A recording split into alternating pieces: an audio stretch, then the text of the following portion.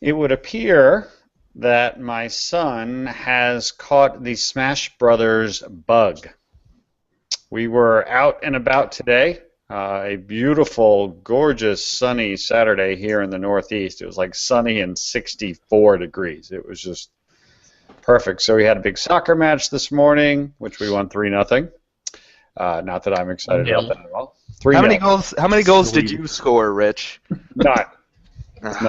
And actually, it's a lot like FIFA then for you. Actually, my boy, who is this is his first year playing soccer, and every game he gets a little better. He had a couple of great moments today. One moment where he got the ball and dribbled up the line, up the side of the field, and like sort of knew what he was doing for about 10 seconds, which was extremely exciting. And then actually had a attempted shot on off of a corner kick, which was great. He's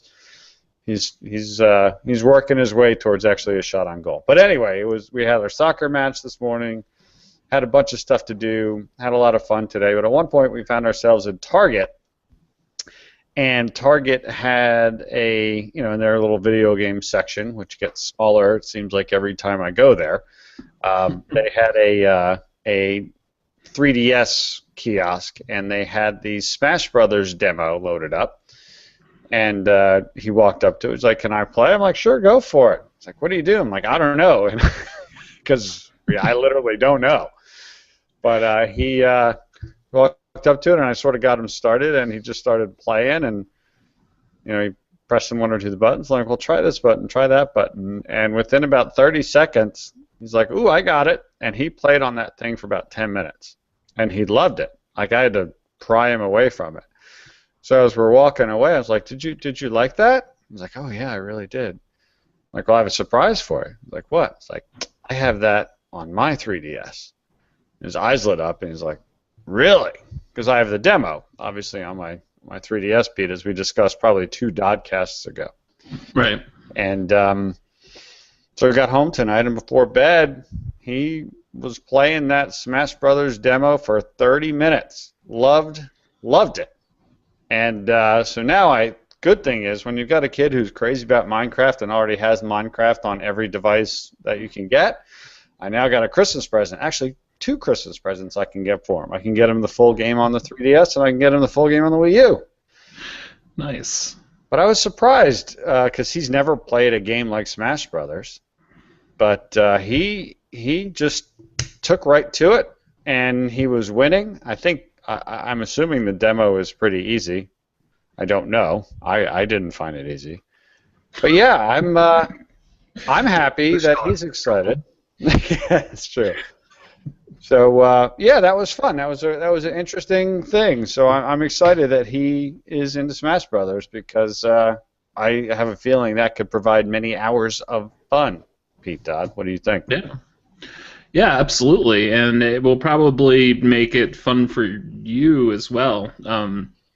Just like my problem with Smash Brothers, other than the fact that it's chaos and I don't understand what's happening, is that those games came out. I think we both have this problem. We're too old. Yep. So those games came out after my days of couch co-op happened. Like I was done with college, I was done with all of that. So it's like. So having a little buddy to play with might actually get you into it as well. Yeah, instantly my excitement for Smash Brothers went from 0 to 100. In fact, I noticed today too, poking around on the web, there's like more information coming out about the Wii U Smash Brothers. So it's funny how quickly that can happen. That started trending worldwide when they made an announcement about like some Pokemon characters going to be in the Wii U version if you own both versions, and his name's Mewtwo, I believe, and Mewtwo started trending worldwide on Twitter, like not tailored trends, but actual worldwide trending. It's amazing. And it's like I didn't even know there's that many Wii U's in the world for Wii U owners to make something trend, you know. But evidently there is. Well, I am excited because, number one, this is our first show in a couple of weeks. It's been a ridiculously busy time for everybody. But I'm also excited, Pete Dodd, because we have a very special guest, the great Brian Weedi from Pasta Padre. Brian, how are you? Oh, I thought you were talking about Rocky. Well, Rocky is beyond great. That dog is a worldwide superstar. Yeah, he is really the premier guest in the Press Row Hangouts.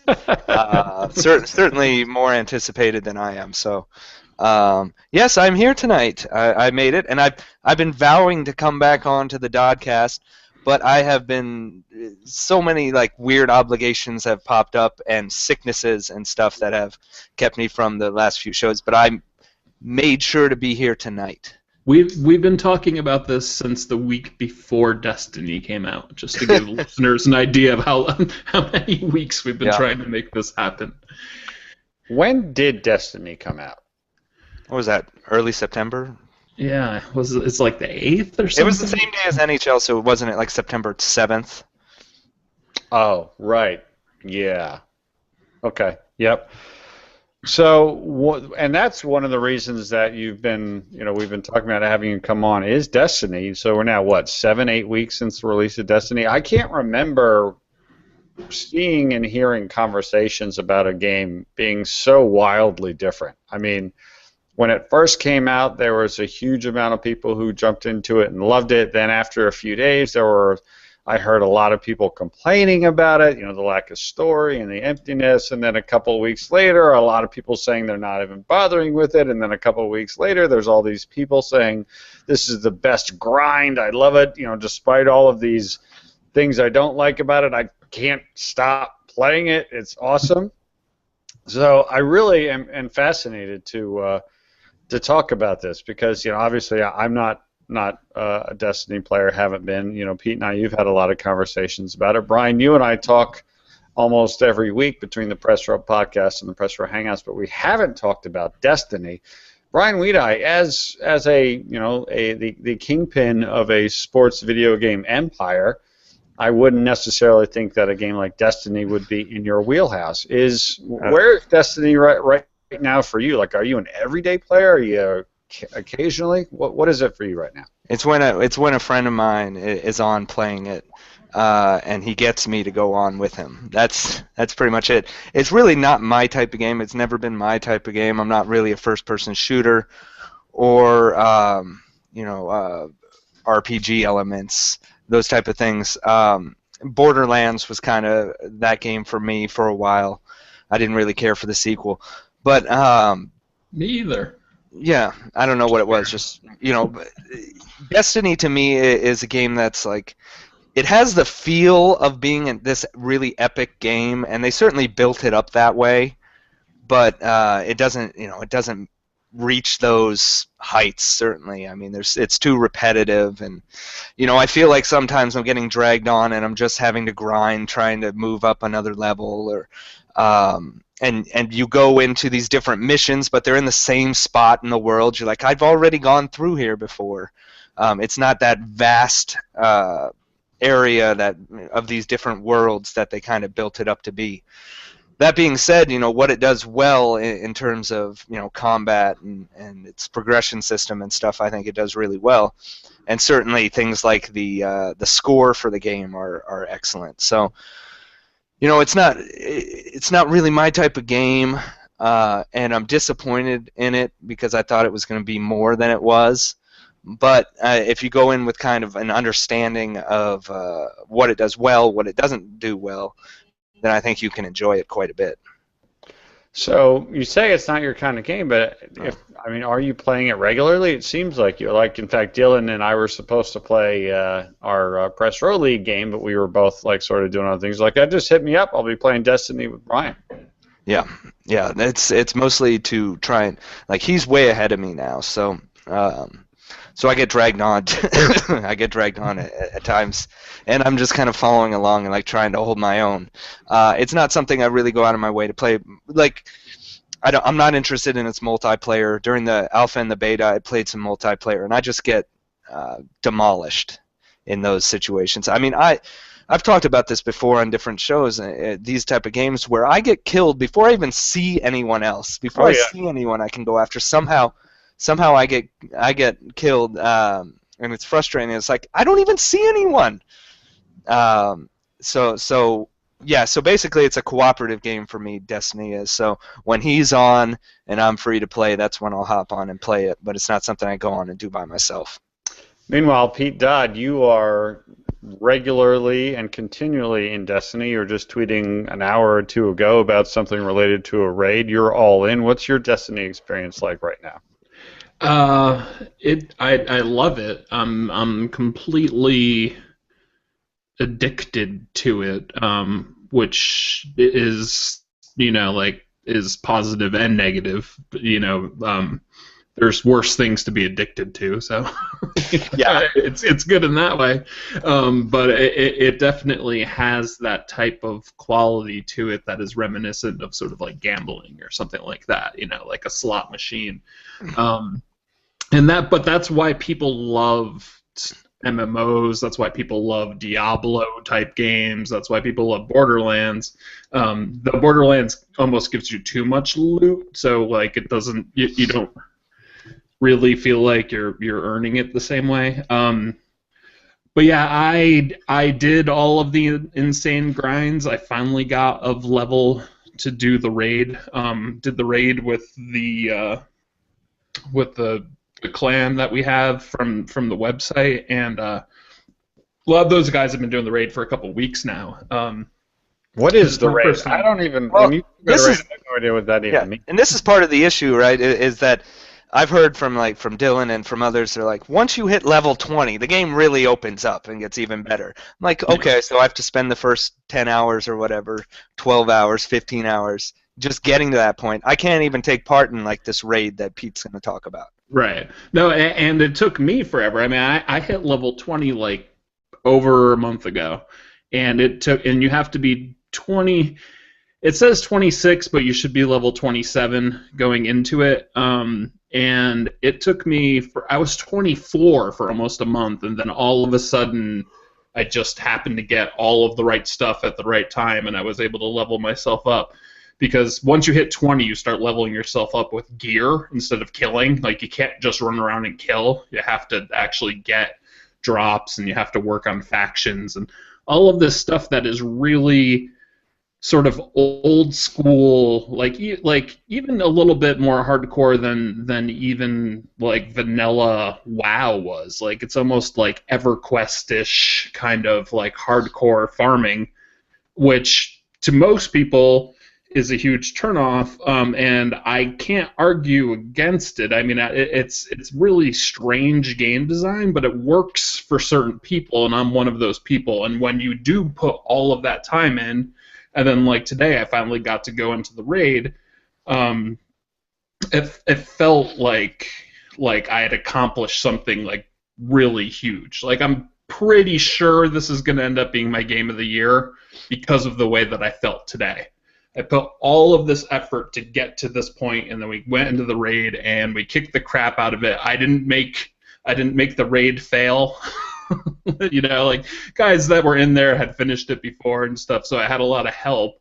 But like, I didn't mess it up, and it was like, and the raid is the best content in the game. So it's like all of the effort paid off in what was the coolest, most dynamic, probably one of the coolest things I've done in a shooter since like the first time I went online. Like, it was that kind of feeling. It's like, wow, like, shooters can get this complex, and I didn't realize that. So what the hell is a raid? Okay, so raid is it's 6 people. And it is basically, it's like what would be a normal dungeon run or whatever, like instant, like the rest of the game has. Like, you just sort of, you get together, you do a strike, and you have to kill a boss, and then you kill another boss, and then that's the end. Except for the raid has a bunch of puzzles in it, and the bosses aren't, you have to shoot this. Like, you have to, there's like one fight in particular. There's these 2 areas that you have to defend, And so you split up into groups like beforehand, like the raid leaders, like, okay, you three over here, us three over here, you guys do that. In phase 2, this other thing's going to happen here. Someone has to go pick up this thing, knock the shield off the guy. He calls out when the shield's knocked off the guy. Everyone gets together. They shoot at the dude, and it's like it's this really intense level of strategy that just doesn't exist in the shooter realm. This is the type of stuff that we've been doing forever in EverQuest and World of Warcraft and all of those types of games, but like the amount of cooperation needed to pull off getting through this raid is insane. And if you have one person who is just an idiot, unless the other 5 are amazing, it's going to be you're going to have a bad time. The only regret that I have is that I went into it with people who had done it. I wish I could have been there day one and trying to figure these puzzles out, figure out what we had to do for each boss. Like we already had the roadmap, so we just followed it. But there's a lot of stuff. There's like puzzly parts you have to get through. There's this whole platforming part that everybody hates. But it's also sort of like a rite of passage, because there's one part that everyone knew falls down, and I fell down it, and everyone laughed hysterically at me because it was just like every new guy falls at this one particular part. And, so there's a lot of different stuff like that, and it was, to use what Brian was saying, and I agree with you, like going through the story is not particularly epic. The last mission's pretty. I mean, there's a couple really awesome missions, and there's a lot of like pretty good missions. But the raid is just on a whole other level. It's one of the coolest things I've done. It seems to me like the theme of Destiny with the people who are enjoying it, and there are clearly many, many people who are enjoying it, is the story stinks. There's not a whole lot going on, but the act of playing the game, the mechanics of playing the game with my friends is great, and that's all I feel like doing. Do I have that right, Pete Dodd? Yeah. I feel like the gun mechanics are as good as exists on a console. I feel like running around the environment and having the jetpack to be able to fly around, and you see a group of enemies and you just go flying in the air and you throw a grenade down on them, and then you come down and you punch one in the face. Like, you can create all of these really awesome moments with the combat, which is amplified when you're playing with your friends. Like you're with 2 of your buddies and you're doing a strike or whatever, and you just all just sort of go screw it, and you all just jump in together and just create, like just mayhem. And sometimes it works and sometimes it doesn't. But yeah, it really. That's what it nails. The story is. An MMO has never told a good story, and Destiny is no different. And they really didn't want to sell it as an MMO, which is why a lot of people are now like bought it and were like, I don't like this type of game. Yeah. Like, because they really, really were like, no, it's not an MMO. It's not. It's totally an MMO. It has daily quests. It has reputation grinds. It has raids. It's an MMO. I mean, like, and so that's part of the marketing team's sort of mess up with the people who don't like the game, because there's a lot of people who don't like that game type.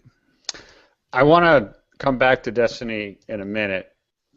But before we do that, Brian, is there a game that you can think of that you really loved and you played a lot and you thoroughly enjoyed in spite of significant flaws or something that you were expecting that was different? Like, just can you think of something like this, like similar to what Pete and like what Sumit was talking about on on Press Row this week. He's like, yeah, the story's terrible, but I just love playing the game with my friends and grinding. It's amazing. Have you ever had a game that that was your version of this that you can think of?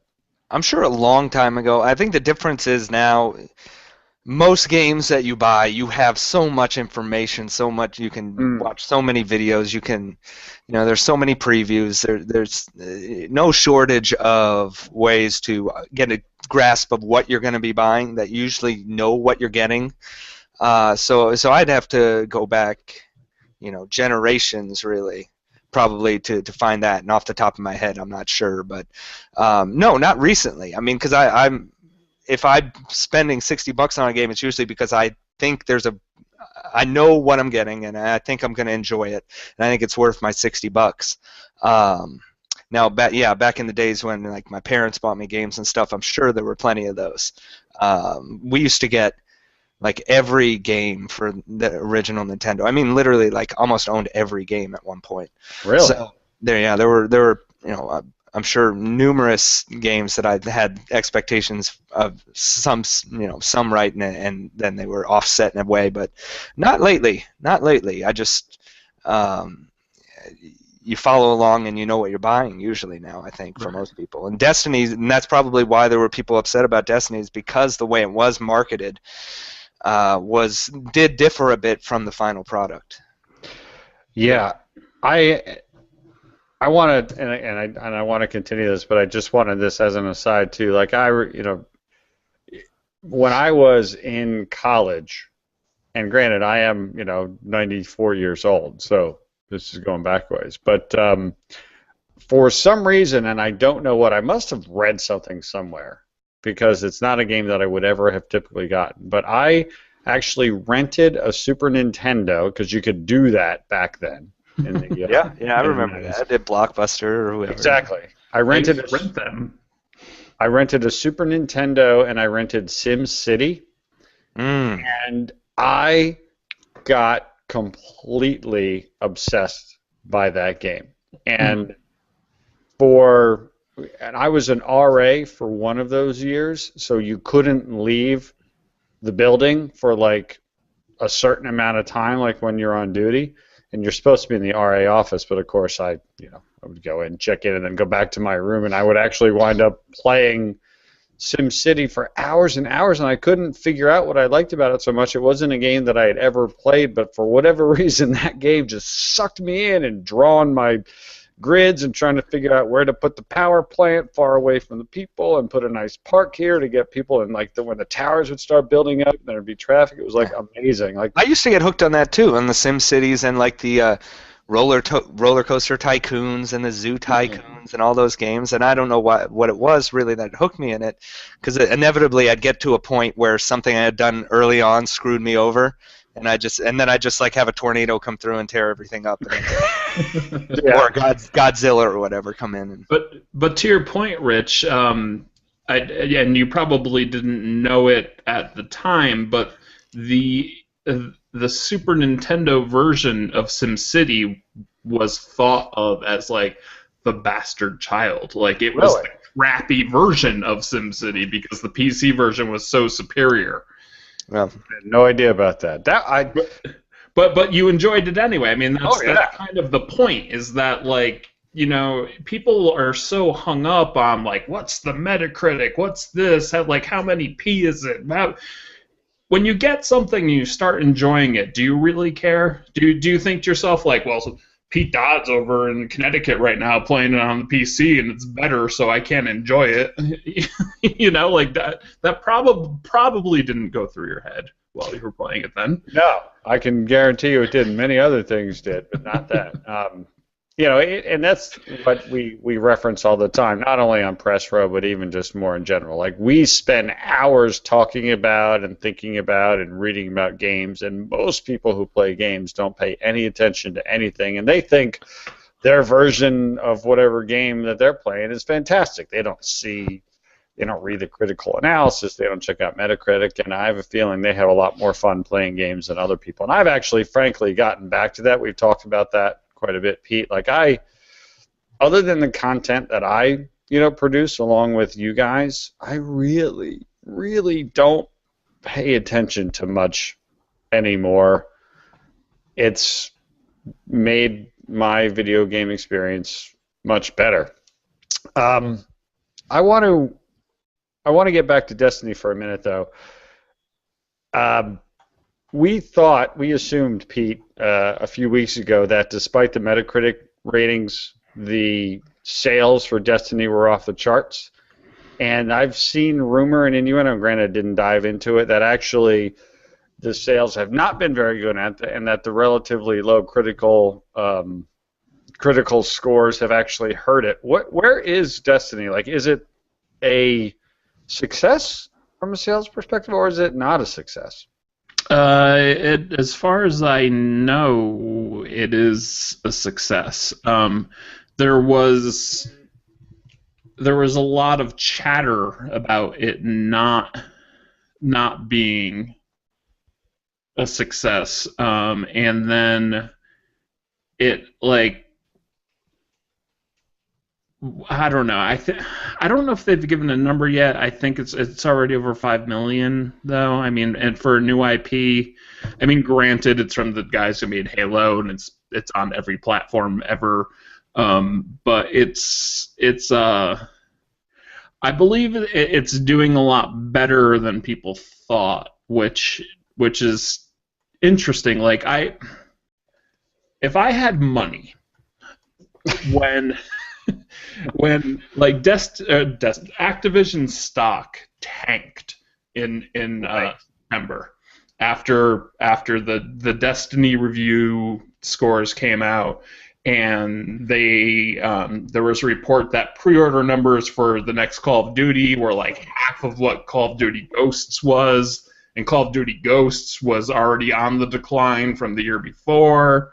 So Activision stock started tanking, and Destiny outperformed what the Doom people were saying, and I also believe that the next Call of Duty is going to, even if it's not in pre-orders, it's going to be superior and it's going to sell. And if I had money, I would have bought Activision stock at that moment in time when it dropped to like 18% in like 3 days. But that's not the game I'm in. Instead, I collect strange coins and spend them in Destiny. But yeah. You do have a lot of Zynga poker chips. I know that. I do. I do. And you owe me 45 million of those too, by the way. You know. Do I? Yeah, you do. Remember, at the end of the last show, we bet each other whether or not Drive Club would be fully functioning. Oh, yeah. Pete believed it would be functional? Fully. I said it won't be fully functional. It's almost functional. Almost and fully are very different words. I know. You win. I'm not saying that I win the bet. We're going to get to Drive Club in a minute, but first I want to talk about something else. Brian, you mentioned this before we started the show. The PS4 share announcement is a big deal, right? I mean, share play. Yeah, the share play. I frankly, again, and as somebody who is paying less and less attention to the day-to-day, I know that it's here. Well, here's what I believe that I know about the PS4 share play. Basically, I can have somebody join me in a game, and for a certain amount of time, even though they don't have the game on my PlayStation 4. I mean, is that a pretty decent description of it? Yeah, so that's one way you can do it, is you can have someone join you in a game. They don't have to own it, and then it's the time limit, I believe, is an hour, which is more than fair, because of course I look at this from a sports gaming perspective just naturally, and to me it's there are a lot of ways you could use this. Co-op seasons. Yeah, well that's true. Yeah. I just had to blurt that out. But I actually look at it as like a teaching tool, as you could. TJ, who's the Ultimate Team guy, he can jump into someone's game and arrange their Ultimate Team in the best way, or show them various features. You can go into practice mode with somebody, show them, hey, here's the cover 2, here's how you beat it. or you can go in, just there's so many different ways where you can actually help someone in a game with share play. And then there are the ways that you can play cooperatively with them also. And but that first one where they can just basically take over the controller for you, it intrigues me. I think there's a lot of potential there as a way to just, games are so difficult now. Sports games especially are so difficult for the newcomers who are just coming into it, that tutorials generally don't do the job, or they're boring or whatever. But having a friend with you to help learn the game, or it becoming almost like a demo. Should I go buy this? Let's play this a little bit. There's so much potential for this share play thing, and I'm surprised it hasn't gotten more coverage because of that. So I'm excited for Tuesday for that. I think people have doubts about how well it's going to work, Sure. and those doubts are reasonable, but I don't have huge doubts. I think that, obviously it's going to come down to people's connections and how far away from each other they are. Pete, isn't it similar to what they do with, what is it, PlayStation Now? Is it they stream it? It's exactly PlayStation Now. That Now. worked well, right? From all accounts, most people have thought. Does it use the same, does it use that Akamai infrastructure? Is this another reason that they purchased Akamai, was to power this feature? Yep. And it's for more powerful hardware, because PS Now right now is only PlayStation 3 games, and it is literally a warehouse filled with PlayStation 3s. And it's beaming it out. So, if you have, you and I both have good connections and PS4s, and you probably, at least the host is going to want to be hardwired, but probably both will want to be. I don't see why it wouldn't work well. People play remote play with the Vita, which has an awful Wi-Fi connection, and they play it from 100 miles away, and it works fine. So two PlayStation 4s, as long as, it might be weird for people joining me, because for whatever reason in southern Utah we can get a ton of download, but there's just no upload. It just doesn't exist down here, and that might screw it up for me in a way. But for the most part, I think it's going to work a lot better than people assume. Yeah, you made a comment, Brian, that you're surprised it hasn't gotten more play. This is almost, dare I say, this is kind of revolutionary, right? This isn't something that we've ever seen before. And I know, and maybe it's just the fact that this was something that was talked about when the PlayStation 4 was originally almost 2 years ago. Right. Yeah. So maybe it's that, and maybe it's a whole host of other information. But I can see this being a really great way to expose a game to somebody in a new way. That's different than a demo, right? A demo is almost always a single-player experience. But if all of a sudden, let's just say NBA Live 15, right? I was going to say, that's a great example. Use TJ in this example. NBA Live 15 is you've played it, Brian. You were on the press row this week, and you talked about how it's better, right? And it could actually, some people might have fun with it.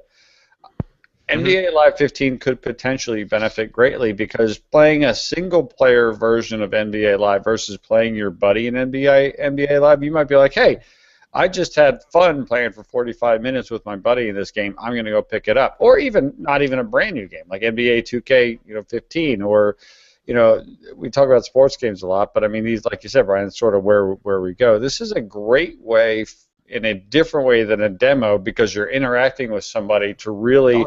We all know that the best way to play most games is with or against your friends, and that's, to me, the element of this that is different than a demo that makes it so exciting. So yeah, I'm surprised it's not being more trumpeted from the mountaintops. But it's available Tuesday, and if it's rolled out like a lot of the updates of the PlayStation 4, it'll be basically something I'll turn on my PlayStation 4 because it's always running the background mode, and it'll just be ready there and ready for me to check out. So that's really cool. Yeah, and I wouldn't be surprised. I mean, like, people are so reactionary. Like, I'm almost gonna be rolling back what I said before. I wouldn't be surprised if there are some bugs and some choppiness along the way. It's only going to get better, though. Kind of like Remote Play has. Like, each update has made it better and better and better. But if the day that it comes out, like within the first hour, if it's choppy for, like just certain people who have a lot of followers on Twitter or, make a post on GAF, it's going to be like, oh, this is a failure. Because people love to overreact to, first impressions. Does this signal the end of demos, or do you think this has nothing to do with this? What do you think, Pete? The demos are almost over anyway. If you go on the PlayStation 4 store or the Xbox One store and you go to the demo section, there's like 10, maybe 15, and each system probably has like 80 to 100 games out at this point between like full releases and smaller games. The demo is pretty much done because of the fact that it tends to hurt sales more than it helps sales. So this is the perfect replacement. Like, I'm sad that demos are over, but at the same time, now, like, I can check stuff out, I mean, like, even if it is sort of, like, laggy or whatever, like, I can at least get a feel, just, spend 60 minutes in there, whatever. And also, like, co-op, like, I'm going to sports games too. I mean, I know I'm not on the Press Row podcast, but I like sports games just as much as you guys do. And it's like, one of my favorite things to do when I was younger was co-op. Like, we would always play like NBA Live 95. And it was me. I had a multi-tap for my Super Nintendo, and it was and for my friends, we'd all be on the same team. We'd turn the fouls off, and we would turn it into, what was that basketball game where you got to punch people? Bill Lambier, or what? There was the Bill Lambier's combat basketball. I remember that one. Yeah, I remember that too. But there was actually one, I don't know. Anyway, but we used to play it together and just like punch people. But I had one friend in particular who actually was into basketball like I was, so he would come over and we did a season, just the two of us on the same team. And that doesn't really exist currently in any sports game. So like Brian, if you and I were like, hey, let's run a season of Madden, and you're the quarterback, and I'm the running back, and if this works well, that could be amazing. The second person wouldn't even have to own the game, too. Yeah, like that. I mean, and just make the quarter length and short enough that it doesn't go over an hour. If you go to overtime, you just you finish. I would assume that that the game would go on and the person just drop out. The person can rejoin though, so maybe if you pause. Yeah, they just want to prevent people leaving their console on and just having someone use it all day. Yeah. Right. Another example, granted it's a sports game, but I mean another example is Pro Evo Soccer, which comes out in a few weeks. Like, I've played the demo and I love it. I am extremely excited about Pro Evo, and I could see a FIFA fan who's not ready to pay $60, but his buddy did, and they get on and they play a couple of matches of Pro Evo, and like that being a great way for that game to get more sales than it would have otherwise. There's a lot of examples of this, and I'm sure there's a lot of games that have come out already too where this kind of stuff could happen. So. I just thought of a potential market to make money not that I can do, but we could possibly use Brian. If it doesn't tell people, like, let's pretend that the lag is minimal to the point where you can even play games online.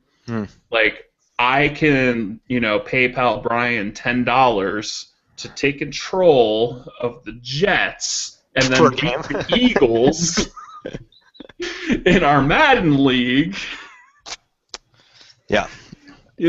Something there. 10 bucks a game, like $10 an hour. I mean, like, $10 an hour isn't a great rate, but playing video games, that's pretty good. It's $10 more than you were gonna make. But I mean, basically, you're just gonna bring in ringers every week, and yeah.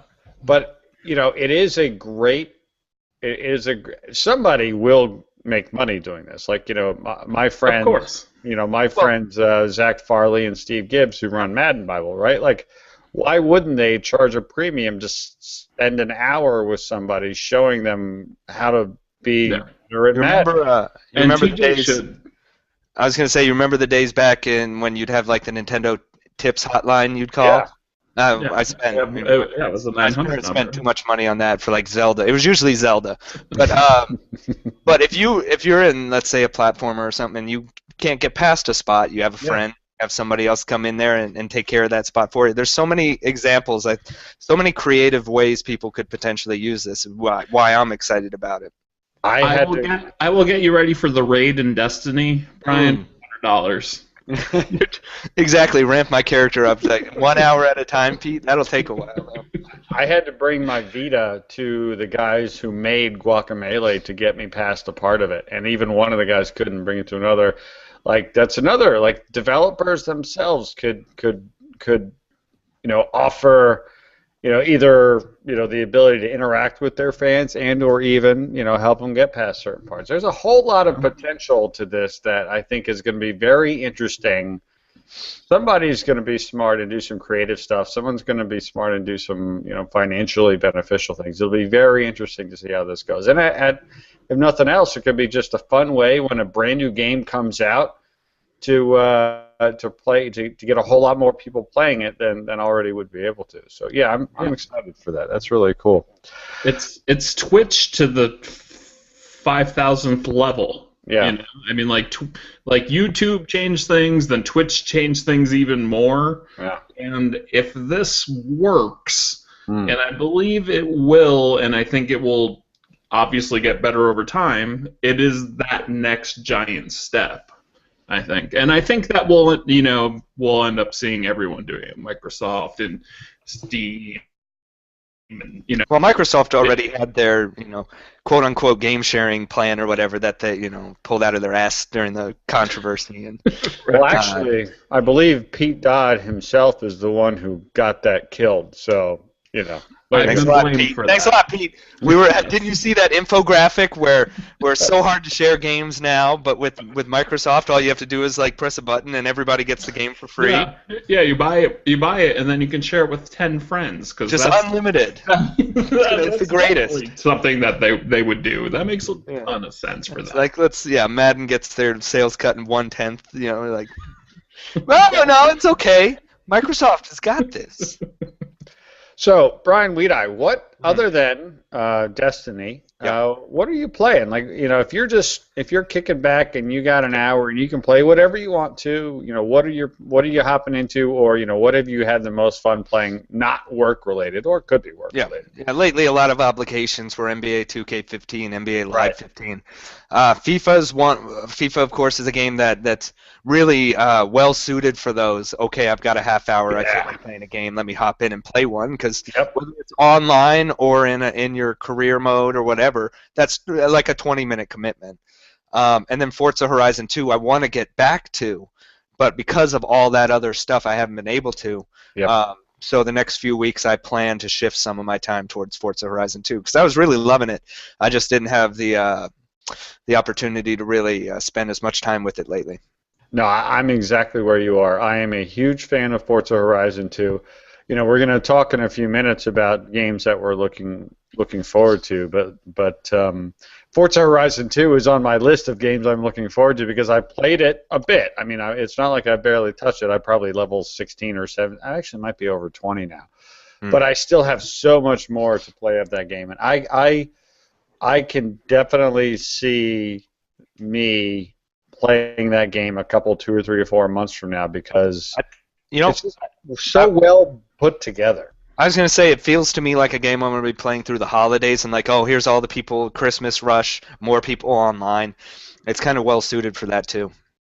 Yep. Pete Dodd, what have you been playing? Like, what's your go-to? I mean, other than Destiny, of course. What else you got cooking these days? I'm still playing Drive Club quite a bit, and it still will. Like, if I'm playing and, like, even doing single-player races, and all of a sudden I get the little red message that says I've been disconnected from the Drive Club servers, I will hit the PlayStation button and quit the game. Because, like, one, it just annoys me that it's still not fixed, and two, if I'm not working towards the club, it feels like a waste of time in a weird way. Like, what they potentially have, if they can ever get all of this shit to work, is really cool. And we get glimpses of it really quickly. And, it's like for a day, it's like, face-offs work. So I'm playing the game, and I'm doing normal races, and it's like, this person from your friends list averaged 120 miles an hour on this stretch, and I get 135. And I'm like, yeah, and I get extra points. And at the end, it goes to my club, and all of that stuff's amazing. And then you're playing, and you're like, this game's fun. And then it says, you've been disconnected from the Drive Club servers. And instead of throwing my PlayStation 4 out the window, I just... Not a good idea. I hit the PlayStation button, I close the game, even like mid-race, I just close the game, and I go play something else. I've been playing a ton of...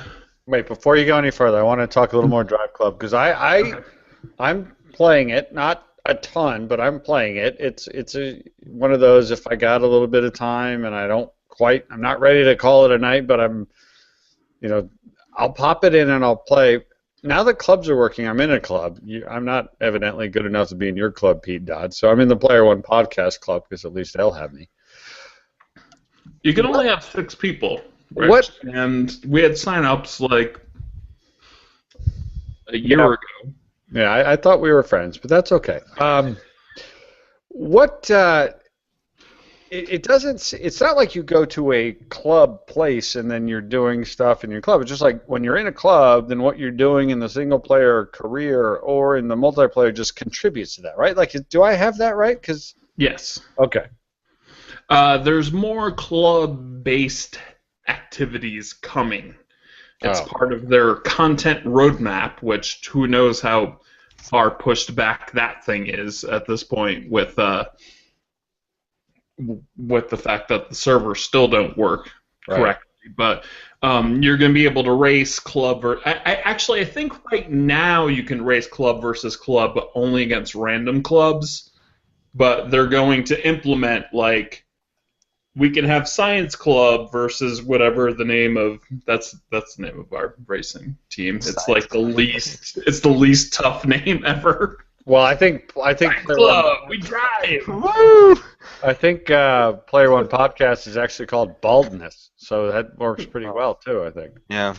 Oh, I could be in that one too.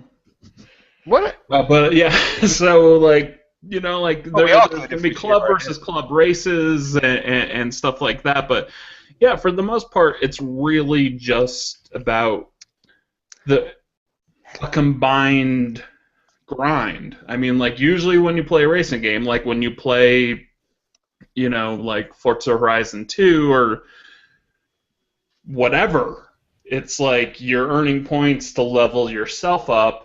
Mm-hmm. But now, when you get in a club, there's things that you can unlock only by yourself, and there's things that you can lock only in a club. Right. So there's this whole thing, and then, it's trying to get you to race with them. It's club maximum is 6 players, race maximum is 12. So it's like you can have a full club versus a full club. No one has to sit out, kind of thing. Like, a lot of people are questioning why it was 6 players. Actually, I was really pissed when I heard it was 6. I was like, it's called Drive Club. Why is it only 6 players? But that, like, it makes sense in that way. Like, it's small clubs. It's not like you can just zerg it with like 500 people and try to get as much experience as possible and run as many races to win as possible. And it's really cool. Like, for 15% of the time it's online. Yeah, well, I mean, I still haven't been able to get into an online race. Like, every time I've gone to the multiplayer, I've just sat there by myself and no one's been able to join, and then it's eventually disconnected. But I've played a solid amount of the single player career, and I ran into a bit of a wall the other day with one of the championship races where you have to run a couple different races and stuff, and I probably ran it 7 or 8 times before I finally was able to get enough stars and things like that. But it's kind of like, and it's not the right analogy to draw, but Drive Club is kind of good because I really still like racing, even though I haven't experienced any of the other stuff that I'm supposed to. It's just fun racing against a computer. It's not so difficult that you can't usually, after a few tries, get it, but it's not so easy that you come in first every single time, at least not me, because I'm at the level, I'm like 15 or something, so I got a decent selection of cars, but there's still a bunch of cars that I don't have access to. Yeah, and the club cars are the best. Like, there are races that I just couldn't do.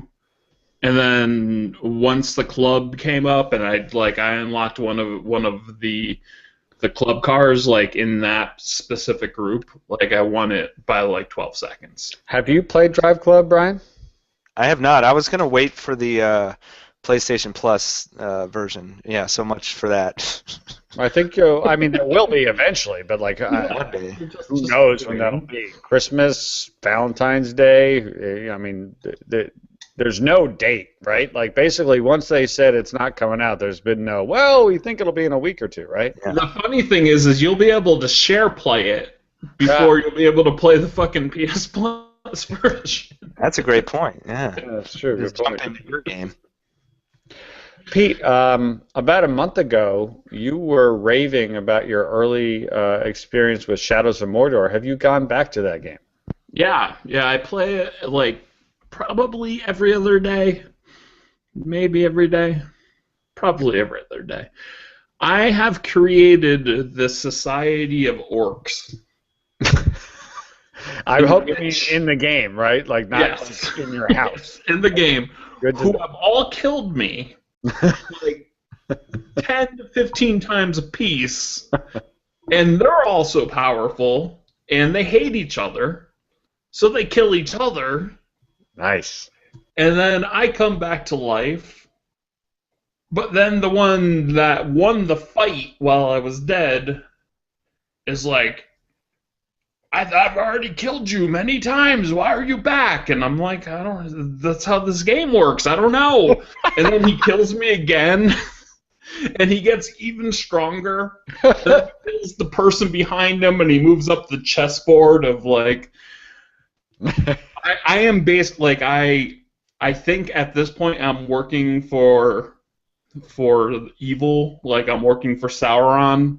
I'm just powering his army up. I'm not really doing anything for the good guys, because they are all like level 15, 16, 17, and they start off at like anywhere from 2 to 4. But every time they kill you or kill each other, they get a level. So there's just all these guys.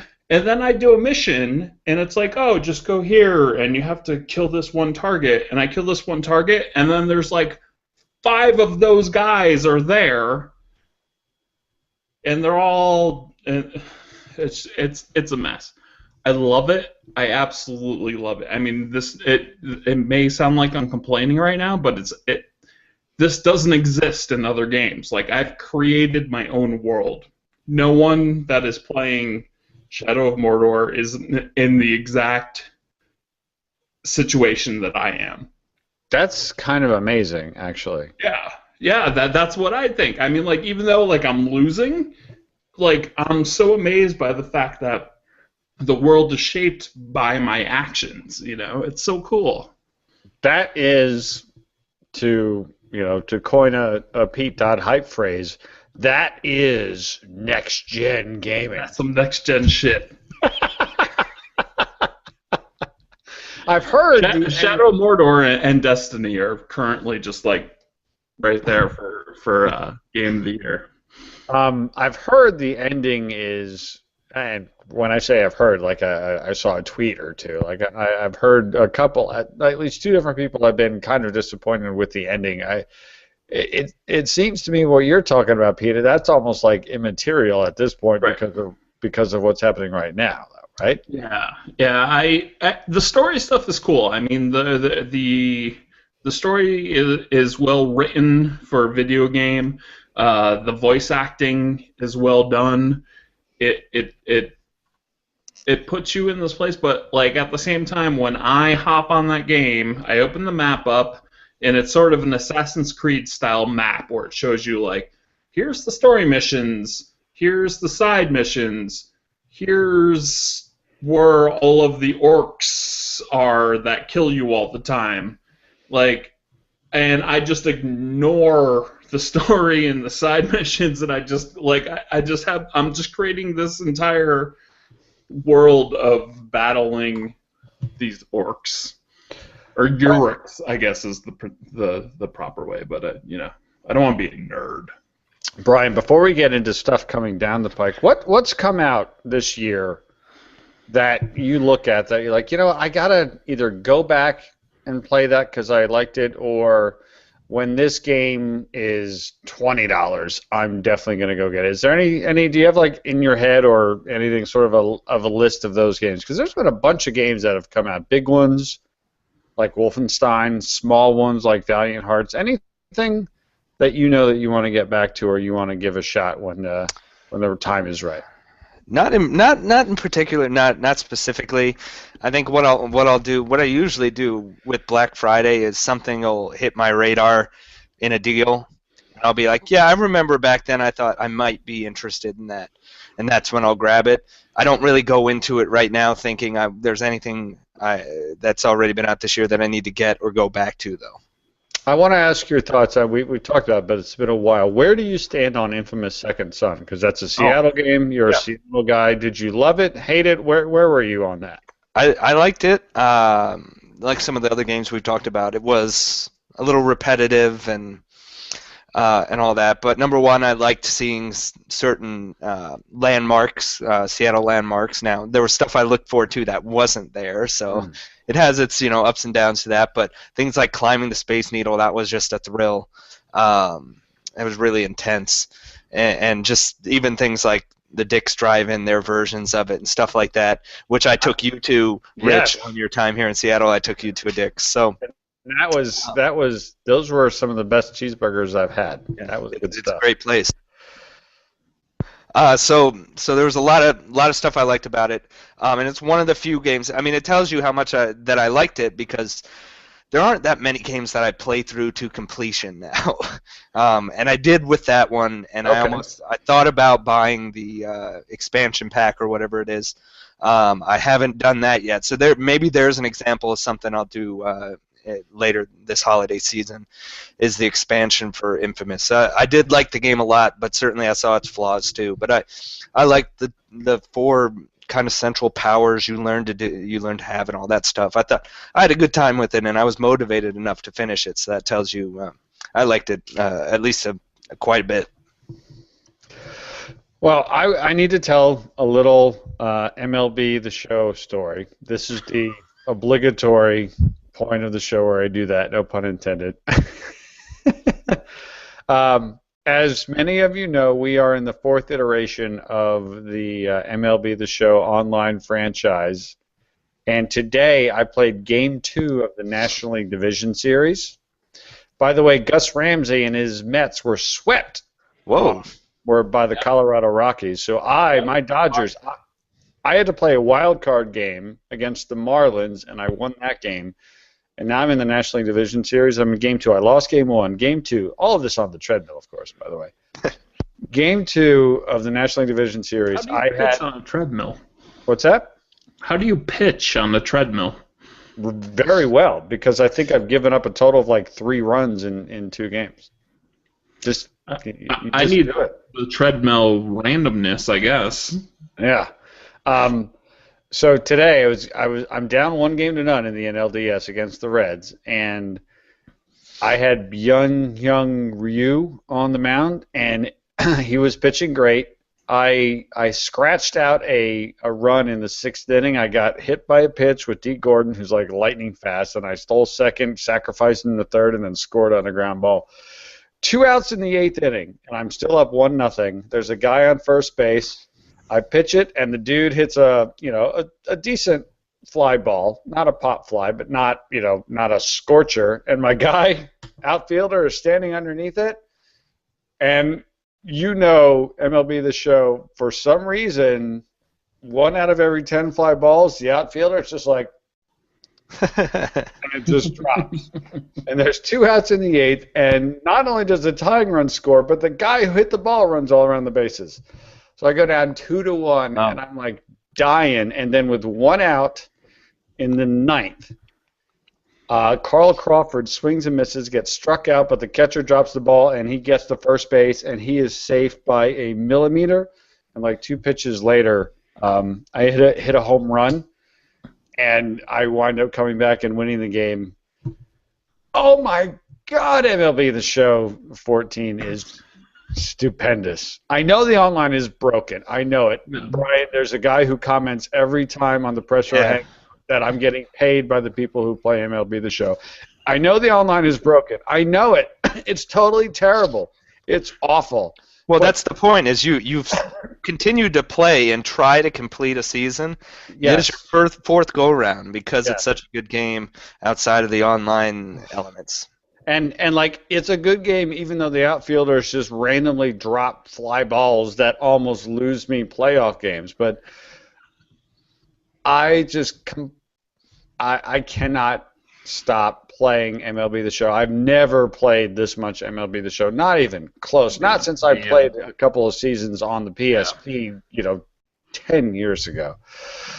Wow. So that was great. I just because that just happened today. I want to talk about that. It's still only 1-1 in the NLDS. I have no idea if I'm going to beat Cincinnati or not. Oh, and I hit that home run. That's another thing, though, is that maybe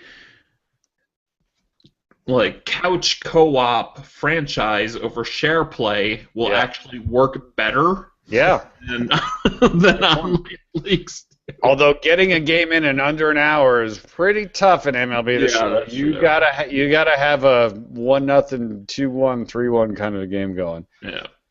But the other thing that I'm playing, it's kind of a shame that I wasn't able to talk about it more on this week's Press Row podcast because we recorded it Wednesday. But on Thursday night and on Friday night and even a little bit more today, I've really been playing quite a bit of my GM in NBA 2K15, and I've played like 8 games now, and every game I play gets better. Like, if you take out all the terrible server stuff, and you take out all the horrible VC stuff, and you're just playing a basketball game of NBA 2K15, in the MyGM in particular, for whatever reason, because you have that sort of interaction between yourself and the owner, and you have very specific objectives, and that's sort of providing an overarching story to what you're doing. I'm really, really, really impressed with my GM in NBA 2K15, and I'm like, I can see this being another one of those. I can see me playing a couple, 2 or 3 82-game seasons of this because it's really impressed me. I did mention this on the show this week, but every game I play, it really impresses me how differently the different teams play. Mm-hmm. Like when I played my first game of the year against the Celtics, it was a very different game than my second game of the year against Miami and my third against the Clippers. Like, the teams play so differently. I don't get that sense in almost any. Like, when I play the show, it's almost like immaterial who I'm playing. You know what I mean? Like, yeah, a couple of bad, like, oh, if like, Buster Posey comes up to hit, like, oh, yeah, he's good. But, like, for whatever reason, in NBA 2K15, I'm not even saying 14, in NBA 2K15, the personalities and the strengths of the different teams really come out. I'm more and more impressed with that every game, and I'm really see that kind of being my thing. Pete, have you? We talked last time we talked. You and I were both kind of lukewarm on NBA 2K15. Have you played it much more, or have you been on to other things since then? I've played it a bit, and my opinion hasn't really changed. Like, I think it's a good game. I don't have any like major complaints about it other than server issues, but I just find it boring.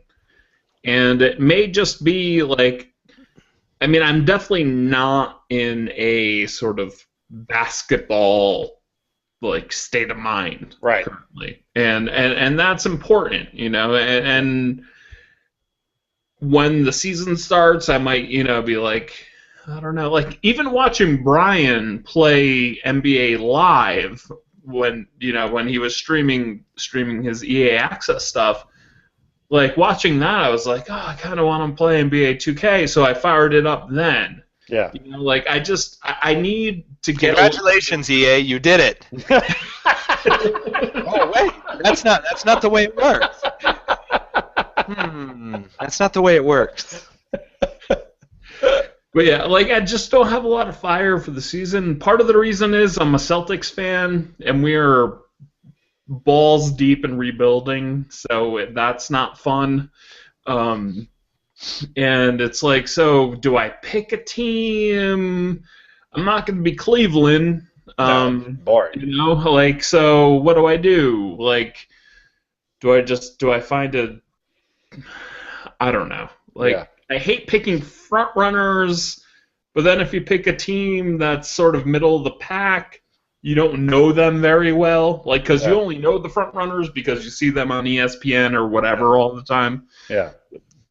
So I'm not blaming the game. It's not you, NBA 2K15 to me. I'm just not sucked into it yet. Brian Reed, I gotta ask you about this. TJ Larriman's doing the Extra Life stream, or the Extra Life, 24-hour marathon as we speak. You were on his stream earlier today, along with Scott O'Gallagher and Leftos, who are two of the designers of NBA 2K15. The four of you were playing the park. It sounded like you were having a lot of fun. You were getting crushed, but it seems like the park is also really cool. Again, you're just having fun. Talk a little bit about that today, because that seemed pretty interesting. Yeah, the park is a lot of fun when it's operating properly, and there's still design elements to it that aren't great as far as having to wait around for games. And then they have something going on right now called Arrival Day, which meant that TJ is in one faction called the Rivet City Rough Riders or whatever. I'm in the Sunset Beach Ballers, and so we can't play together. And there's no way around that. You have to play against each other. That's the only way you can do it during these rival days. So, but otherwise, I mean, when we were on the court, it was a lot of fun. We won a few, we lost a few, but I mean, like, it's one of those things where, number one, it's a cooperative mode. So yeah, we're on there talking at the same time, makes it more fun. But NBA 2K has those moments. Here's a great alley-oop dunk, or here's what a great pass for the for the assist. Just those type of moments where you get excited about it. And the show has those moments. Rich, you talk about it. I mean, I always go back to moments when we're talking about sports games. It's about the emotion of the moment and everything around those moments. That why FIFA is so strong. Oh, God. When you score a goal, you are so excited, and when you when you blow an opportunity, it's so crushing, right? Mhm. Now, like Madden doesn't do that as well. It's improved since the patch, also. Yeah. So I mean, the park is a blast, really. It is when it works properly and when you're actually in the games. It's just the certain design elements around it that aren't really user friendly. It drags it down, and so we spent an hour at least before we played a single game, and then we wanted to play each other, so we had basically we could have done 2-on-2 because of the way the factions worked out.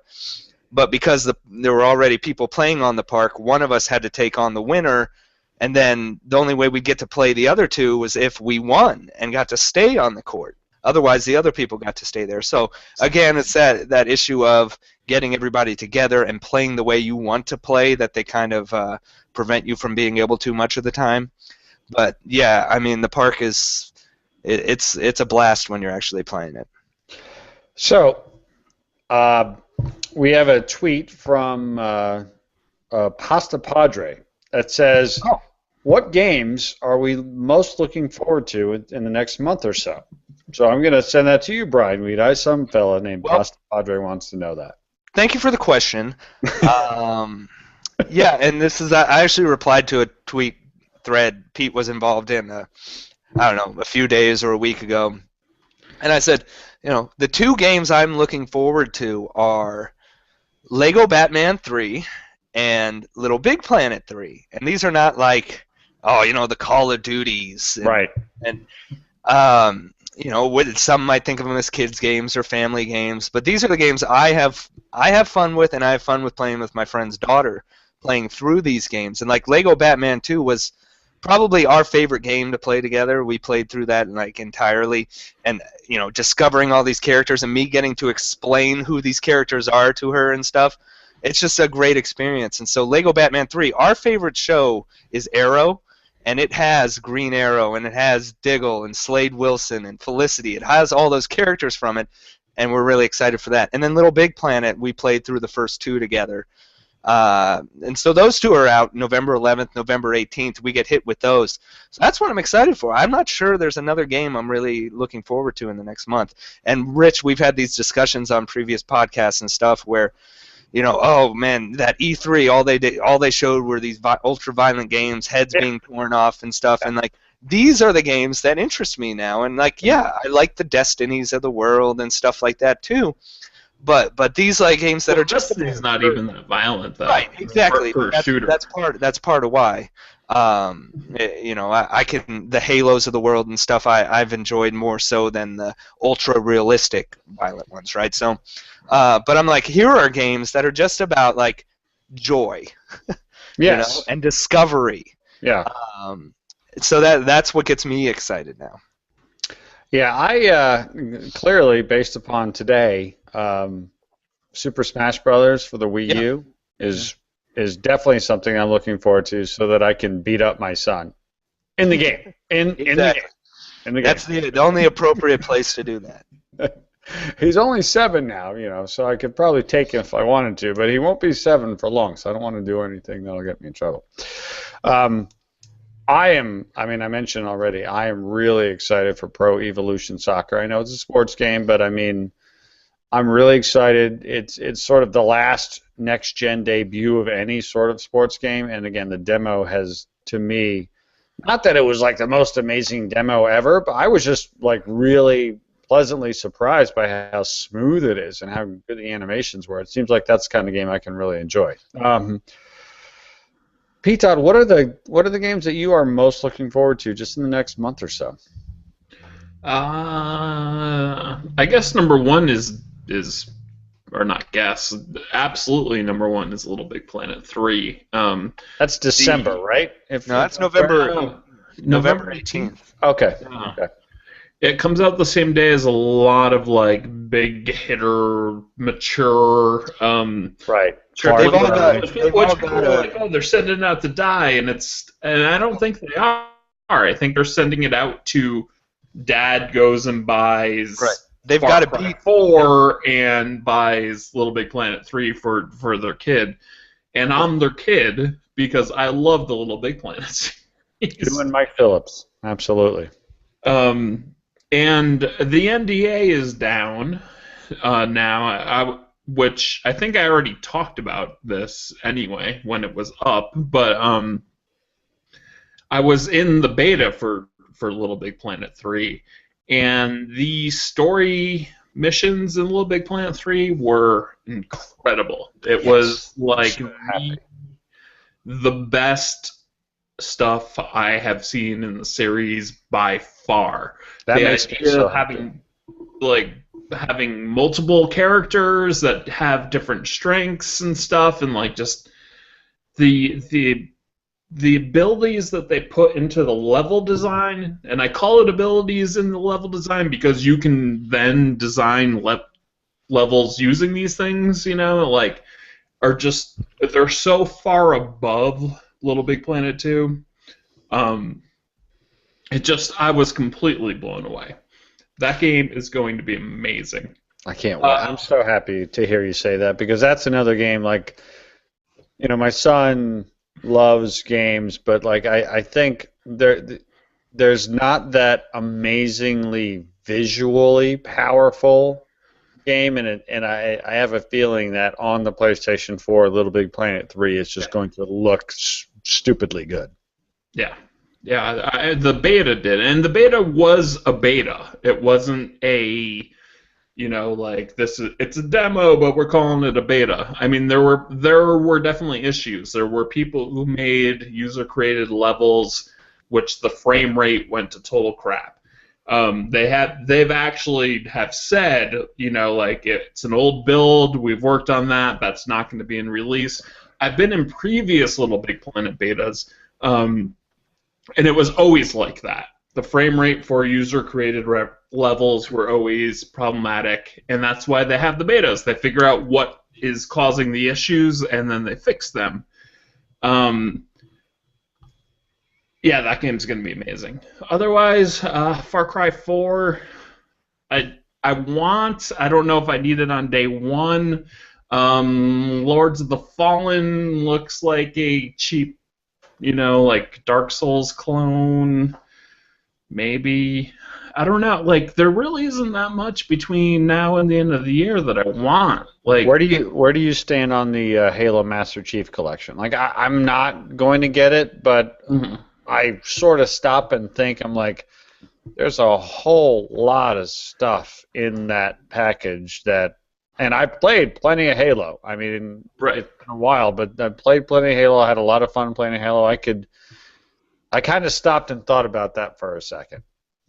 It is probably the best value in gaming ever, and if it's not ever, the orange box ekes out the value just in how much stuff is in it. But unlike the orange box, when the orange box came out, I wanted to play all of those games. I just don't personally have a desire to go through the Halo games right now. I think a big part of that too is Destiny. Like, as maligned as it is, I think I've probably played more Destiny than all of the Halos combined. And I've done that in, like 6 weeks, 7 weeks, Yep. So it's amazing. It's an amazing package. It has a ton of stuff, and, people who are excited about it, I totally get why they're excited about it. But for me personally, I don't know. I'll buy it at some point because it's too much game. There's thousands of hours in there if you get into it, but I don't know if I can get into it again. A great question from the forums, the Dodd Scientifics forums, which, by the way, if you're looking for a pleasant, enjoyable gaming discussion community to participate in, I recommend it. This one's from OCAT1979. And I'm going to start with you on this, Brian Weeda. He says, with WWE 2K15 featuring a career invasion feature, do you see this being introduced to other sports games as the next step in career-focused modes? For those that don't know, WWE Career Invasion feature is when once your character gets to a certain level, you can upload your player to the servers, so then your friends can download your created player, up to 5 friends, evidently, and have it fully implemented into their own career mode. It sounds fantastic. MLB The Show needs this for the Road to the Show model. I mean, Road to the Show, I've said this before, it's completely boring to me. It's been the same thing for 10 years. I can't even, you couldn't pay me to play that anymore. Yeah. Brian, what do you think about something like this? I mean, on the surface, this sounds spectacular. Well, I think it would definitely. Imagine if the minor leaguers that you face were populated with people from your friends list, right? I mean, that's one of the reasons that Forza Horizon 2 is so fun, right? Because everyone you're racing is all your friends, whether they're online or not. It's just your friends. Yeah, and plus, there's the social elements too, like, this person set this record. Do you want to race them? Or, but in a sports game, it could be like, I just took Pasta Padre deep, and then you tweet that out or whatever.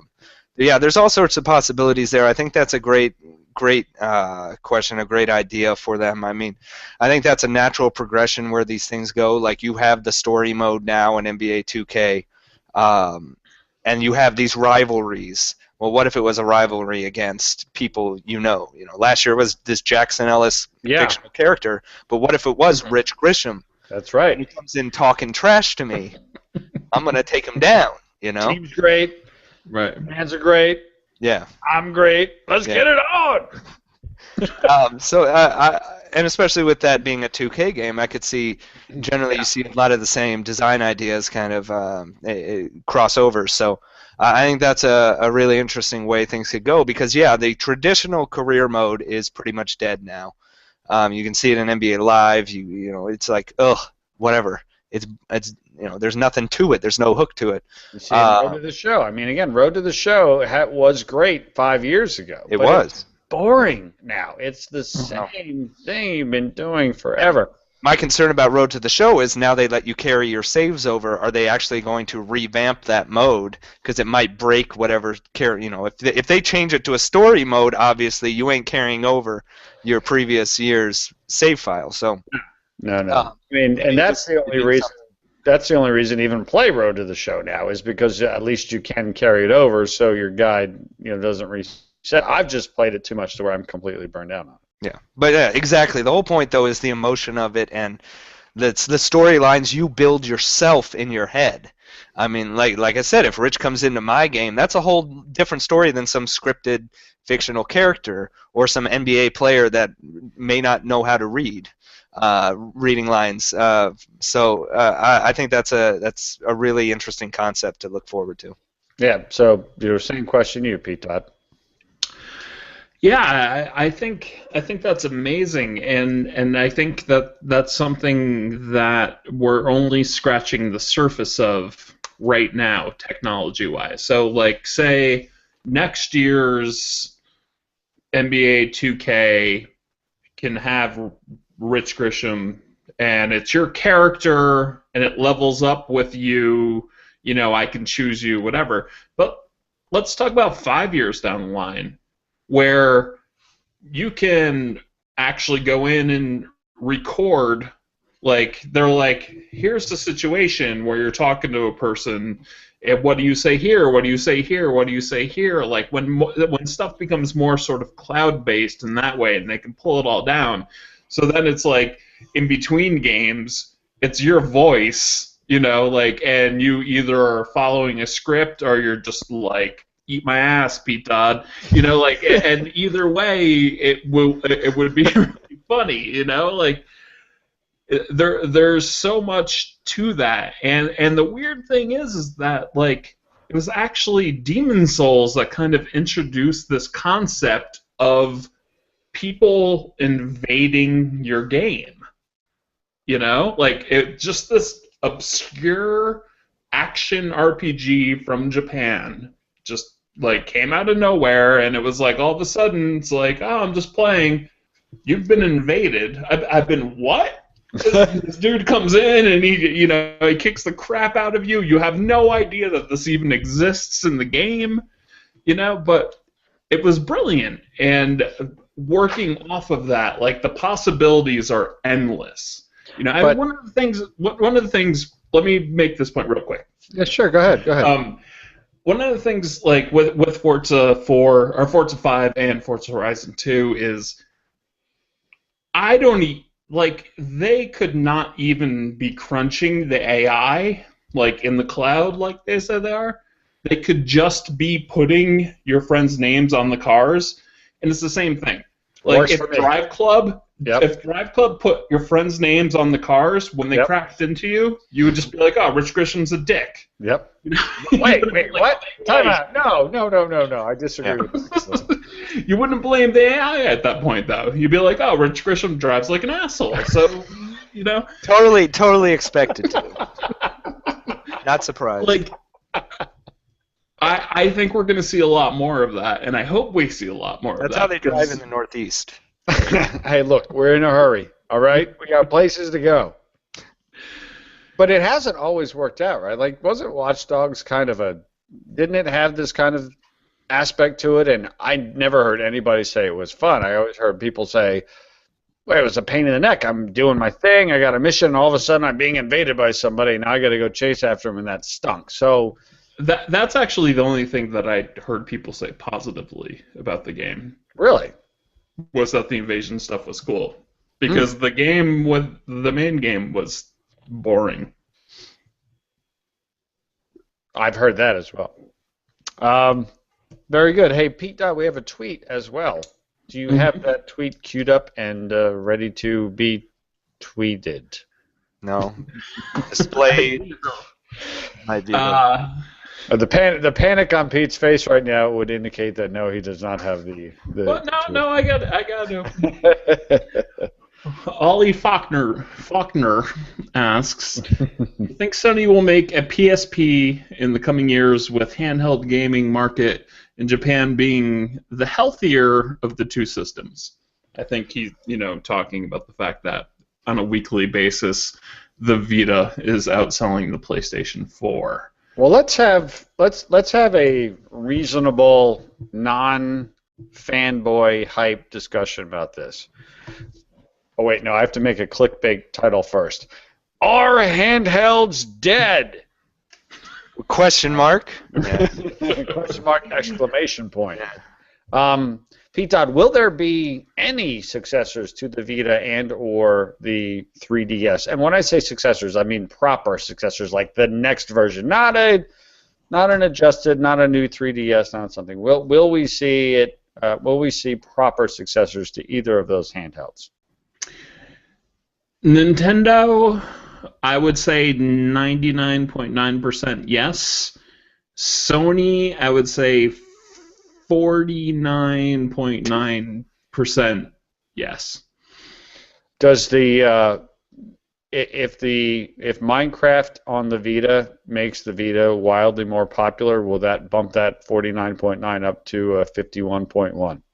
Of course, but there's no evidence of that happening. It's been out for a while now. It hasn't climbed any charts anywhere. It's not.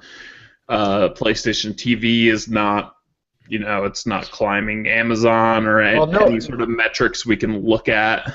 Nobody knows what the PlayStation TV is. Right. No one knows what the Vita is. Still. I don't know what the I don't know what the PlayStation TV would do for me. And I have a Vita, I have a PlayStation 4, I have a couple of Dual Shocks, and I still am not quite sure what I would do with the PlayStation TV. Brian Weedeye, do you think that handhelds are going to have proper sequels and a true sequel to the 3DS and or the Vita? Don't you know, Rich, that mobile gaming is the future? It actually took over console gaming recently. Really? A few years ago, I was told several articles told me that consoles were dying because of mobile games. And then all these things like the Wii U or whatever you want to call it, and the Fire TV, and all these other play your Android games on the TV that nobody wants. Nobody buys those things. Google just announced one too. Yeah, they did. They saw all of those things fail, and they're like, "No, we're going to do it also." Yeah, exactly. The Google one. Yeah, Nintendo. I would think they're not. They still rake it in on the handhelds. I would doubt Sony would follow up with a new handheld. It's you see how the Vita went and Yeah. PSP before it. But of course they, like we just documented, these companies continue to come out with these devices even when we would think there's no market for that. Yeah, I would think Nintendo, and I would think somebody else will think that they can turn things around in handheld, whether it's Sony or someone else. Right. I can see them making something Japanese-centric, cheaper, smaller. Like, I think with the Vita, the problem is that they went a little bit too, like, elaborate. It was like a console in your pocket, and it's a little bit too big to carry around, and all. Can't you? Like, I was looking at. Pete, sorry, I was looking at phones, and there's a new Sony Xperia Z3 or something, and like with it comes a copy of Drive Club, and I think there's some sort of, do they have like remote play with that phone? Yeah, I mean, I could see they've done that kind of stuff with their Sony phones in the past, different connections to the consoles, but maybe that's the direction they go in the future, is more phone based. Yeah, I think that's probably what it is as well. I think that Sony is going to use remote play, and they're going to use a sort of PlayStation Now type of thing. Like, you buy the Sony phone, you can hook up to your PlayStation 4, you can hook up to PlayStation Now, you can hook up, your PlayStation 4 controller to it via Bluetooth, and they have this little holder, so it's like you have the controller and the phone right there, and a lot of phones these days have bigger screens than like the Vita does. So it's like that actually would be like holding like an actual controller with more buttons and a bigger screen with more pixels. That actually would be better than the Vita in theory. Here's the thing. Now, and I've said it before, I'll say it again. I don't purport that my thoughts on this are speaking for anybody else. I think that people who really love to play games want to have a mobile game experience with the controls integrated into the device, like the 3DS, like the Vita. I don't think that most people want to have a phone that they have to sort of beam to their TV, and then they got to have their controller somewhere too that needs to be Bluetooth to the phone that's beaming to the TV. Like, to me, that just seems unwieldy and not realistic, right? Because you got your phone that you bring with you everywhere. A controller, if it's not a controller that's sort of part of your living room, like my DualShock 4s are in my office, like where my PS4 is, right? But I got my phone with me everywhere. Like, the whole phone controller TV thing just doesn't make, to me, practical sense. To me, it feels like people who like games, and while obviously there are wonderful experiences that can be held, gaming experiences on phones and tablets, people who really like games, and I'm not just talking about old people like me. I also talk about like my son who's 7. He knows the difference between Smash Brothers on the 3DS and a silly air hockey game on the phone. Like he gets it. I get the feeling that there are still enough people that want an integrated device that has a real controller with buttons and sticks, to where there will be those kinds of devices moving forward. But I don't believe at all in I'll have a controller that can sync to my phone. Like, I mean, to me that's asking a lot out of many more people than I'll buy a $150 device I can play games, but the controller actually makes a better gaming experience, and it's all one piece. The only way I see that working, though, is with either remote play or PlayStation Now or something like that. Playing Android or iOS games with a controller doesn't make the games any better. I had an Android tablet that had two USB ends, and you could plug a 360 controller into it. And there was a bunch of games that supported it, and they weren't any more fun playing with the controller than they were with the touch controls. Like, that didn't transcend those games into something different.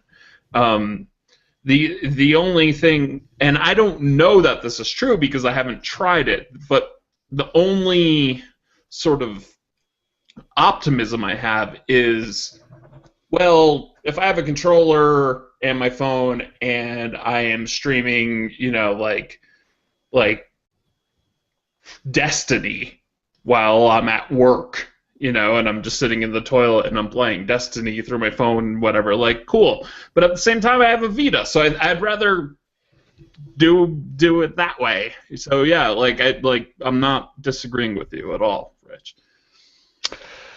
Well, all right, gentlemen. I think we've hit our Twitter questions, we've hit our forum questions, we've hit everything that we've been playing. I have thoroughly enjoyed this conversation. Mr. Dodd, do you have any parting thoughts or anything else that you wanted to hit on that we did not yet get to this evening? No. Okay. No. The first no was not as definitive as the second no. All right, good. Mr. Brian Weedeye, where can we find you on the internet, sir? Yeah, pastapadre.com, Twitter Pasta Padre, like Instagram Pasta Padre. That's Facebook. where, by the way, on Instagram is where Brian gets very blue, like filthy, disgusting. Just so everybody knows. Youporn.com/Pasta Padre is also. Don't worry, it's properly filtered. YouTube.com/Pasta Padre. There's Facebook.com/PastaPadreCom. Then there's Snapchat. Nice. And what else? Can we talk about how good the Daily Dish is and how you backed yourself into a corner by calling it the Daily Dish? The Daily Dish. I backed myself in a corner, but I'm 7 weeks for 7 weeks now.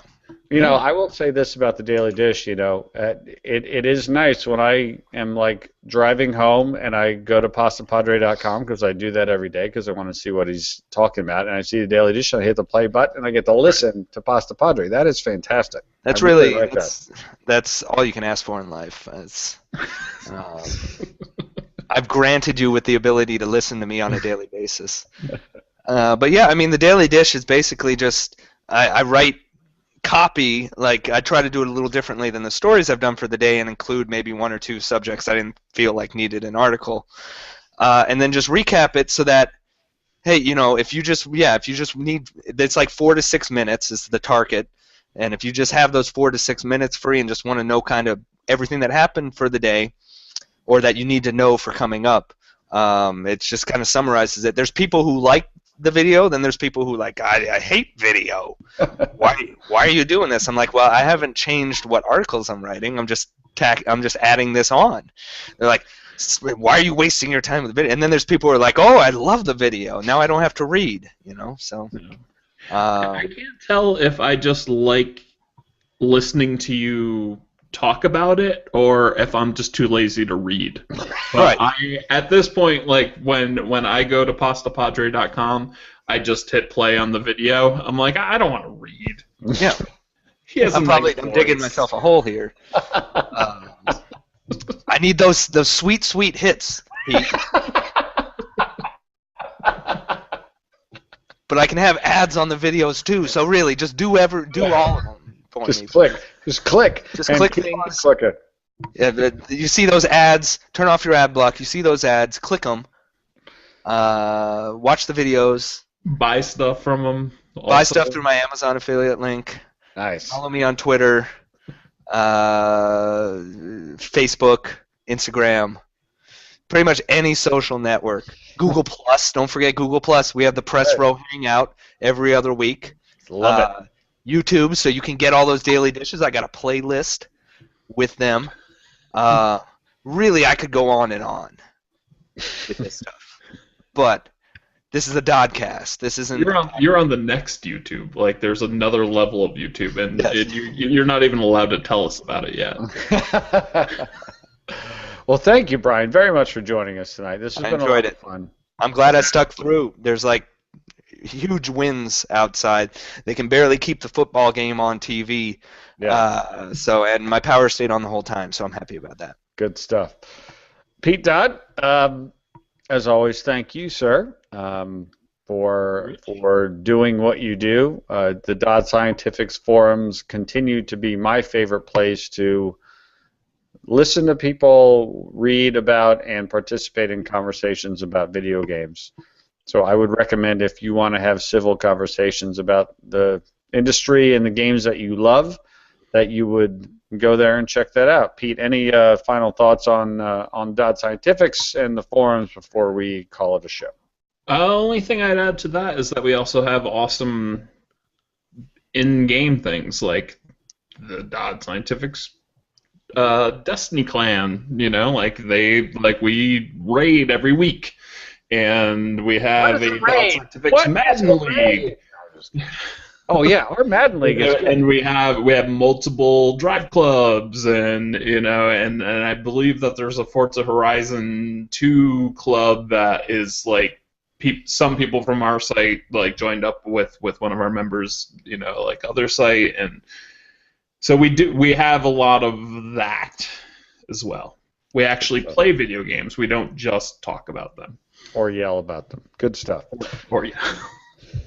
Well, Mr. Witt, I thank you, sir. Mr. Dodd, thank you, sir. Thank you, everybody, for watching tonight. Thank you, everybody, for listening. And as long as we can do it, let's try to do this again next week, shall we, Mr. Dodd? Yeah, absolutely. Sounds good. Brian, whenever you want. That's right. I'll just drop in from time to time. Hey, Sounds guys! good to me. It's like an open marriage Rich and I have. Hey, guys. Well, at least they made a second episode of UK TV. Hey, guys. Now, what is it? I don't remember What's what up, it is guys? now. Now it's What's Up, guys. Oh, what's up, guys? Perfect.